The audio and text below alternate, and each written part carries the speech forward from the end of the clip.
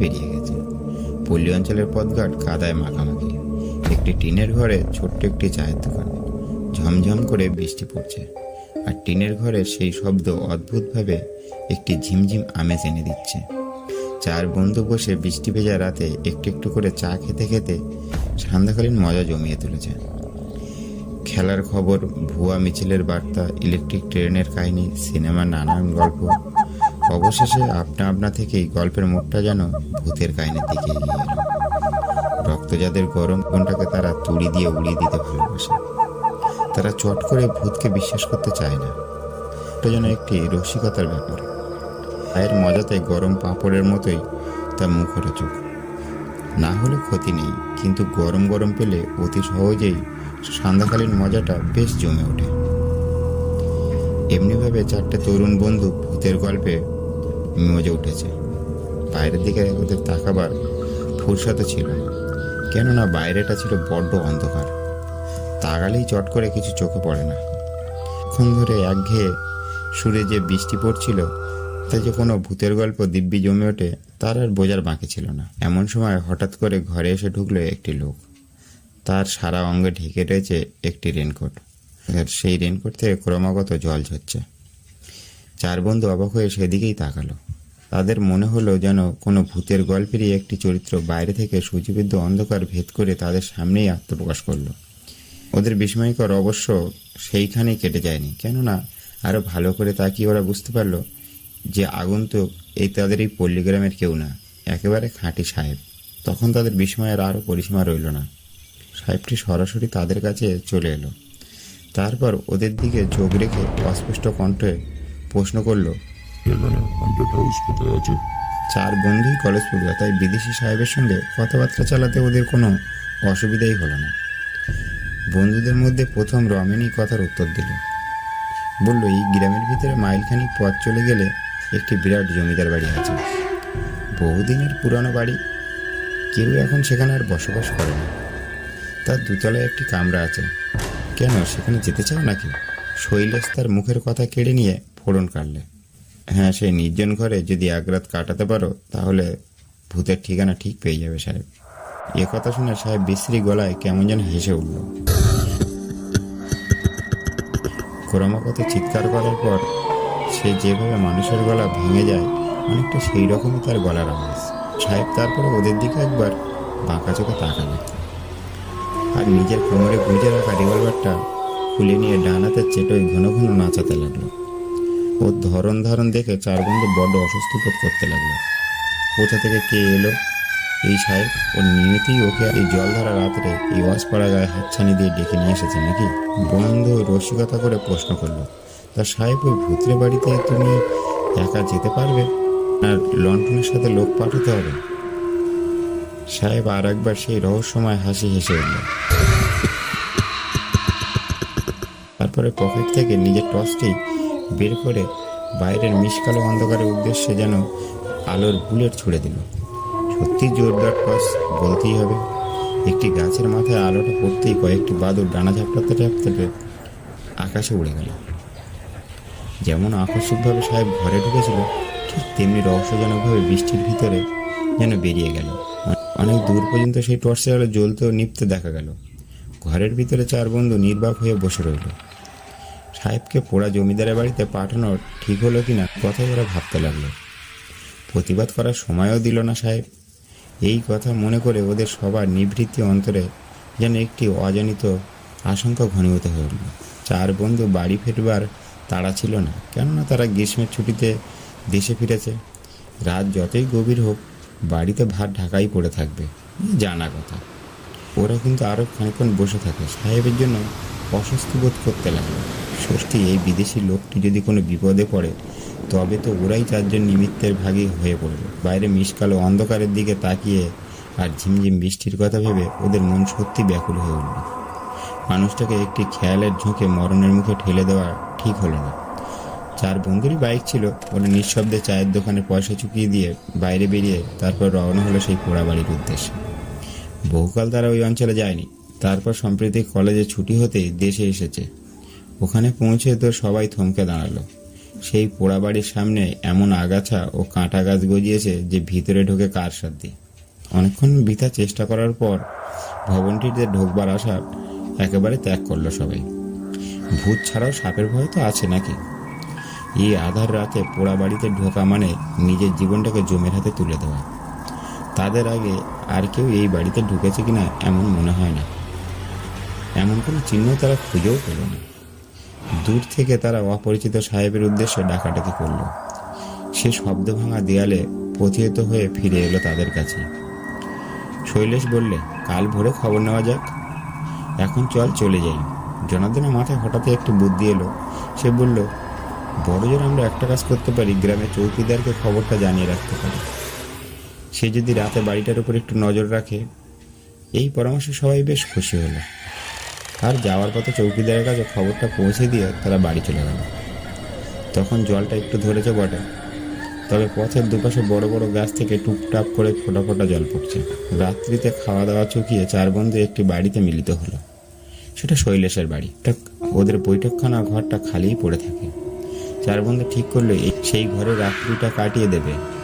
কেন যেন তাদের মনে কোনো ভয়ের বাসা বেঁধেছে। সাহেবের যদি কোনো নির্দিষ্ট কোনো কিছু হয় তাহলে ওরা আইনের চোখে না হোক পরোক্ষভাবে ওরাই দায়ী থাকবে। জনার্দন মন্তব্য করলো, এসো আমরা একটা রাত জেগেই কাটিয়ে দিই। আজ আমরা ঘুমাবো না। কি জানি যদি কোনো খারাপ খবর থাকে তবে চৌকিদার এসে আমাদের ডেকে তুলবে। তবু রাত জায়গাটা ঠিকঠাক হয়ে উঠল না। গল্প করতে করতে কখন জানি না চার বন্ধুই ঘুমের কোলে ঢলে পড়ল। নিজেরাও বুঝতে পারল না। আচমকা সকালে ঘুম ভেঙে গেল শেষ রাত্রের দিকে। চৌকিদারের হাঁক ডাকে। চৌকিদার ওই বাড়িটির উপরে দৃষ্টি রেখেছিল। তার শেষ টাওয়ালের সময় ওই বাড়ির ভিতর থেকে নাকি একটি বিশ্রী খিলখিল হাসি শুনে থমকে দাঁড়ায় সে। তারপরে সে ক্রমাগত রাম রাম চিৎকার করতে করতে একা একা বাড়িতে ঢুকবার সাহস আর হয়নি চৌকিদারের। তাই সে কলেজ পড়ুয়াদেরকে ডাকতে এসেছিল। চৌকিদারের সঙ্গে ওরা গিয়ে জমিদারের ভাঙা বাড়িতে হাজির হলো। তখন পূব আকাশটা প্রায় ফর্সা হয়ে এসেছে।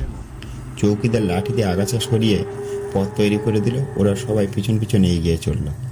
মানুষের সাড়া পেয়ে একটা শেয়ালের বাচ্চা একবার মুখটা বাড়িয়ে একেবারে দিয়ে ছুট।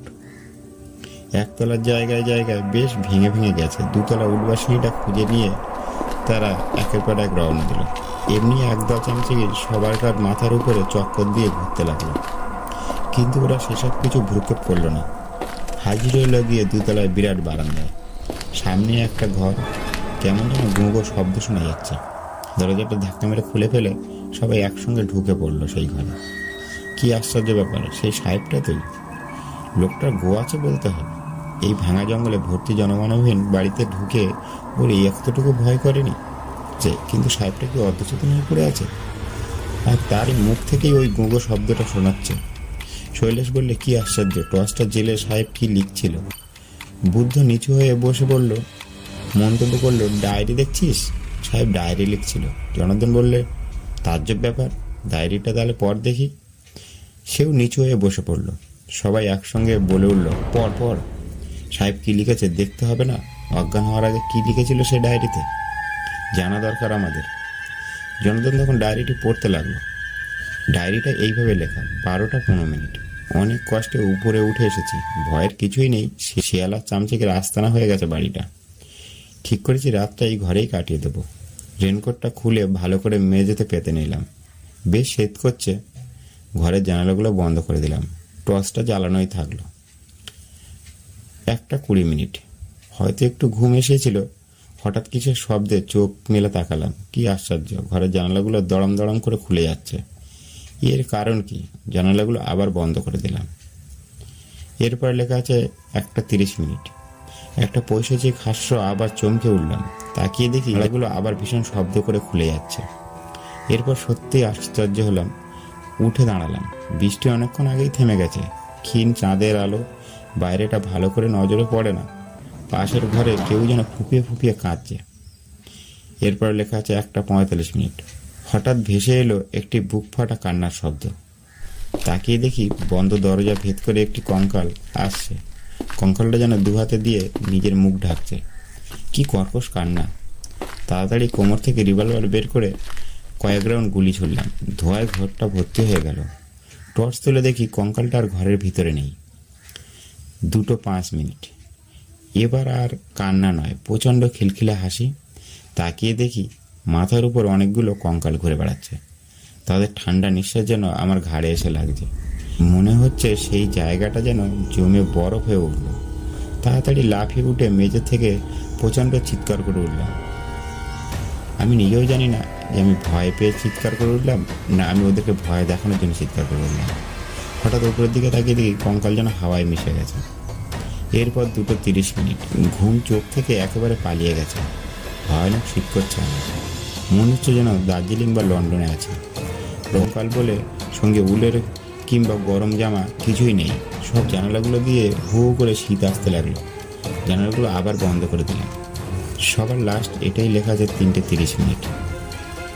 কিছুই বুঝতে পারছি না আমি জেগে আছি না ঘুমিয়ে পড়েছি। মনে হলো শ্বেত শুভ্র কঙ্কালগুলো আস্তে আস্তে পা টিপে টিপে এসে আমার গায়ের উপর একটু করে বরফের চাদর বিছিয়ে দিল।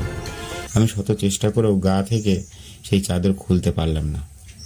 কি কাল ঘুম এলো যে আমার চোখে, কি প্রচণ্ড শীত। ডায়েরিতে এই পর্যন্তই লেখা আছে।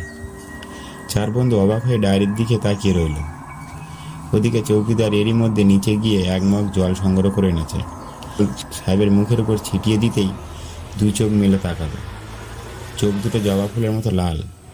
হা হা করে হেসে উঠল সেই সাহেবের গায়ে এত জোর যে আমরা 4 জন বন্দি মিলে তাকে ধরে রাখতে পারছি না। এরপর তার দেহটা একেবারে নেতিয়ে পড়ল। কিছুক্ষণ বাদে ওই বাড়ির প্রাচীন বুড়ো দারোয়ান লাঠি ঠকঠকিয়ে নিচে এসে হাজির হলো। সেই ভূতের বাড়িটার কাছে কোথায় যেন সে থাকে।